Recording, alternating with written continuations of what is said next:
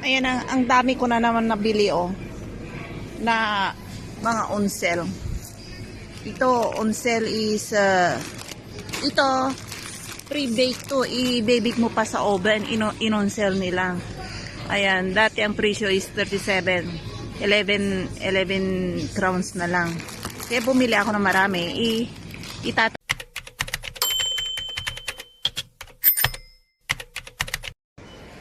Nandito tayo sa as usual sa groceryhan na ulit at tayo ay mamalingke.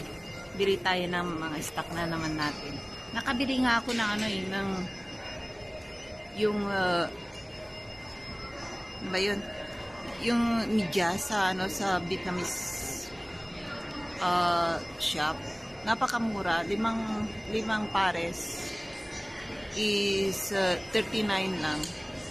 Sa check money yun ha, kaya nang bahalang mag-calculate. Medyo may mura pa ha. At yung nabili ko mga medyas, makakapal kasi tagis no ngayon, yun ang pinili ko. Pero yung medyo maninipis, medyo mura. Pag nagbabala kayong magtambak na ng magmedyas at ipamigay nyo at halimbawa magbabakasyon kayo sa Pilipinas sa summer na bansa, ayun na lang bilhin ninyo, mura pa yun.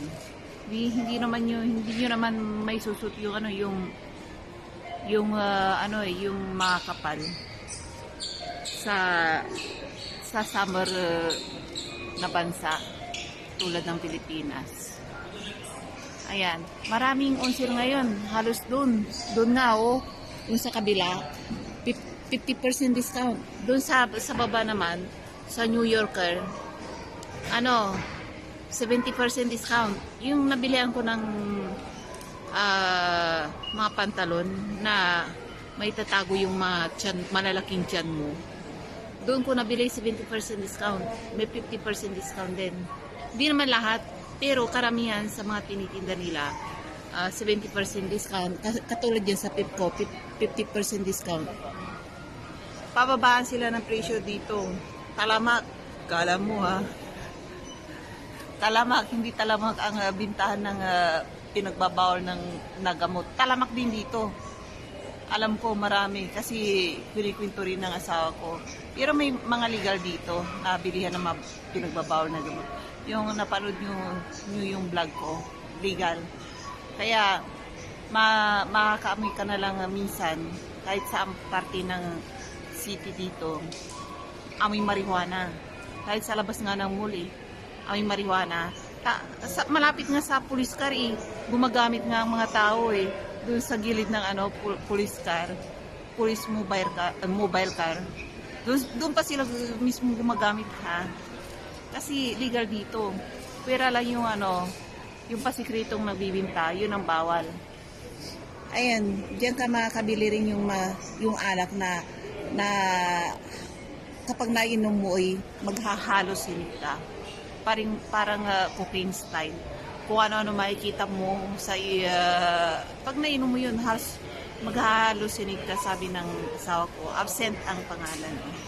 Kaya nga absent ang pangalan kasi absente pangalan. Kaya yan din kung mga tourist kayo at hindi nyo pa na ipapalit yung mga pera nyo sa na euro or in euro lang or US dollar, may palitan dito sa lahat ng shopping mall, may palitan. Kayo mag-alala.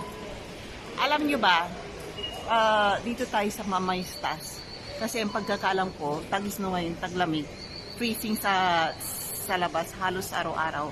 Alam nyo ba yung mga homeless dito nagtatambay sa sa shopping mall? Dito lang naman ang tambayan nila, wala nang iba. Yung mga nakaupo sa taas ng fast food, malaking restaurant dito, doon sila nakaupo. Mga homeless yun, walang matirahan. Kaya nga nagagalit yung karamihan, yung mga gwardiya, pinapaalis sila.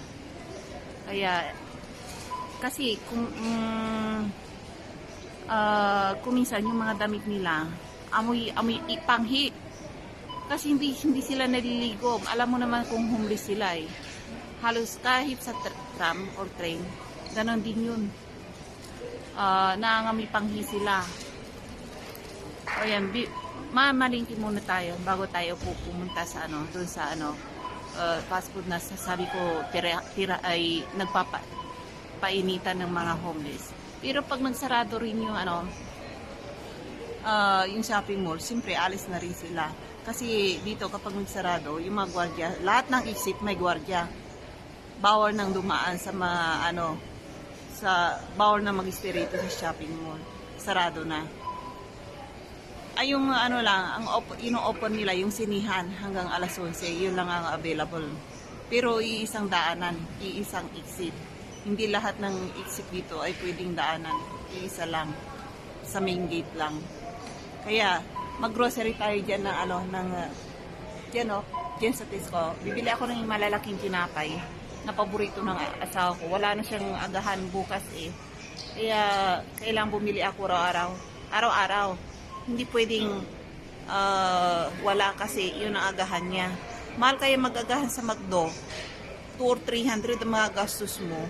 Eh siyempre, kailangan namin magtipid. Ayan. At mas maganda nga yung sa bahay ka lang mag-aalmusal. Parang katapos ka pa habang nag-aalmusal ka pa, nakataas pang paa mo at nanonood ka ng TV. Ayun, may time ka. Kahit paunti-unti. Kaysa yung maghanap ka pa ng kung saan ka bibili ng maagahan mo. Hindi ka guys, Taiwan. Talamak doon. Talamak doon ang bilihan ng mga almusal kasi halos yung mga tao doon hindi na nag-almusal sa bahay. Talagang lumalabas sila sa umaga at bumibili ng almusal. Buong pamilya yun. Kaya ang ginagawa mismo ng nanay or tatay or lola o lolo, kung kapitbahay mo bilihan ng almusal, doon sila bumibili. Ang nagagastos ba naman nila mga 500, abot ng 1,000. Alam ko yun kasi doon ako nanirahan ng matagal na panahon sa Taiwan. Hindi halos lahat ng tao doon hindi nag-stock ng mga tinapay sa bahay. Hindi sila kailangan lumabas sila every morning. Kaya karamihan doon ang business nila is agahan. Mag-o-open ng agahan kasi mabinta. Kahit yung mga pintang-pintang sabi nila, mas gugustuhin pa nilang bumili ng pintang, yung box na yung pagkain. Mas mura pa raw kaysa doon sa magluluto ka ng araw-araw. Mahal daw. Iba talaga mga Taiwanese. Kaya kita nyo yung mga restaurant sa Taiwan. Halos puno ng mga tao tuwing lunchtime, agahan, at saka sa gabi. Kasi tamad ang mga Tsekwa na magluto sa bahay. Ayun. Kaya karamihan ng business ng mga tao doon, night market, mag-open na agahan, open ng mga street food. Yun ang talamak doon. Kasi tamad ang mga tao na magluto sa bahay. Ayan. Dito muna tayo, bibili tayo ng pagkain. Ayan, ang dami ko na naman nabili na mga onsel. Ito, onsel is ito, pre-bake to. I-bake mo pa sa oven, in-onsel nila. Ayan, dati ang presyo is 37. 11 crowns na lang. Kaya bumili ako ng marami. Itatambak ko. Kapag ito, nilagay mo sa freezer, hindi ito masisira kahit 1 o 2 buwan. Kaya okay lang. Huwag mo lang ilagay sa labas. Ito rin nag-onsel Ito ang paborito ng asawa ko Ayan. Kaya bumili rin ako ng marami. 2. Yung donuts, para sa baon ng anak ko yan. Ayan. Ito. Bumili ako ng 5 piraso. Kaso nga lang, bibiliin ko sana lahat para itambak ko. Kasi agahan ng asawa ko yan parati. Ayan. Ayan. Sa halagang 100 mo, marami ka na magbibili rito. Ayan. Tara. Ayan. Katulad ng mga isdang ganito, ino-onsel nila. 16 na lang. Parang, ano ba yung, ano bang tawag dito sa atin? Mahal na isda to eh. Kaya, inonsir nila. Iprito lang to, or di kaya lagyan ng, iprito lang, masarap na. Tapos may talong, pwede na. Ayan. Talamak ang ano rito, bintahan ng ano, tignan nyo itong mga yellow-yellow na yan. On sale din na mga yan. Kaya talamak ang halos ipamigay na nila nga lang nila yung ano, mga parinda dito. Mura rito. Donuts. Tingnan niyo nabili ko. Ang dami-dami. Halagang ano lang.